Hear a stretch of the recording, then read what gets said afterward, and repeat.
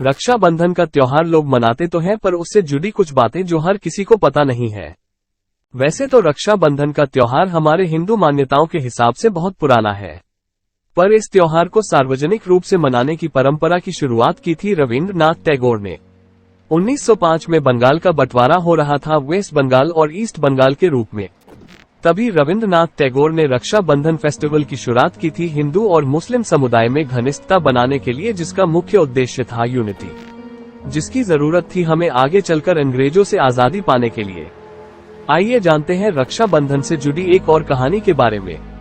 एक बार भगवान कृष्ण का हाथ कट जाता है, तभी द्रौपदी ने अपने साड़ी का एक टुकड़ा फाड़कर उनके हाथ पे बांध दिया था। इसके बदले में भगवान कृष्ण ने द्रौपदी को सदैव उसकी रक्षा का वचन दिया था।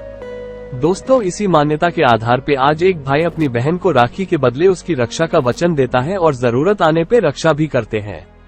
दोस्तों, हर नौजवान रक्षाबंधन के दिन अपने फीमेल क्रश से दूर ही रहना चाहता है, पता नहीं कहीं राखी बांध दिया तो। अगर ऐसी बात है तो फिक्र मत करिए। हमारे हिंदू मिथोलॉजी के हिसाब से पत्नी जब अपने पति को राखी बांधती है तो उसे रक्षा सूत्र कहा जाएगा। एक बार इंद्रदेव युद्ध पे जा रहे थे। उनकी पत्नी उनकी सुरक्षा को लेकर चिंतित थी। उन्होंने अपने पति के हाथ पे एक राखी बांधा और इंद्रदेव युद्ध पे गए। जीत के बाद जब इंद्रदेव वापस लौटे तो इसी धागे को रक्षा सूत्र कहा गया। विष्णु पुराण में जब विष्णु भगवान राजा बलि से तीनों लोग जीत लेते हैं तो राजा बलि विष्णु भगवान से आग्रह करते हैं कि वो उनके महल में ही रह जाए। इस बात पे माता लक्ष्मी को तकलीफ होती है। ये तो गड़बड़ हो जाएगा अगर भगवान विष्णु राजा बलि के महल में रहने लगेंगे। तब माता लक्ष्मी ने राजा बलि के हाथ में राखी बांध दिया और उनको अपना भाई बना लिया।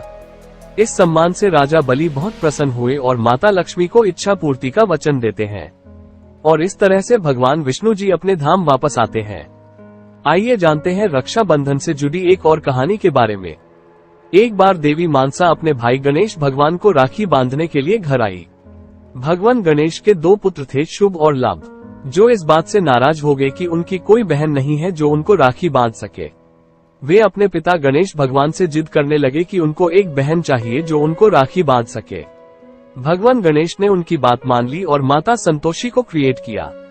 अब शुभ और लव की भी एक बहन हो गई जो हर साल उनको राखी बांधती थी। दोस्तों, राजस्थान में लड़कियां अपने भाई की वाइफ को भी राखी बांधती हैं। इसके पीछे की मान्यता है कि भाई की वाइफ जो है उनके भाई की सेवा करती है और हर सुख दुख में साथ देती है, इसीलिए उनको राखी बांधा जाता है। रक्षाबंधन का त्योहार सिर्फ भारत में और हिंदू धर्म के लोगों तक सीमित नहीं है। ये त्योहार श्रीलंका, यूएई, मॉरिशस और नेपाल में भी मनाया जाता है। हिंदू के अलावा मुस्लिम्स, क्रिश्चियंस, बुद्धिस्ट और सिख्स भी इस त्योहार को मनाते हैं। दोस्तों, रक्षाबंधन के इस त्योहार की आप सभी को बहुत बहुत शुभकामनाएं। आज के इस वीडियो में बस इतना ही। जानकारी अच्छी लगी तो वीडियो को लाइक जरूर करें। धन्यवाद।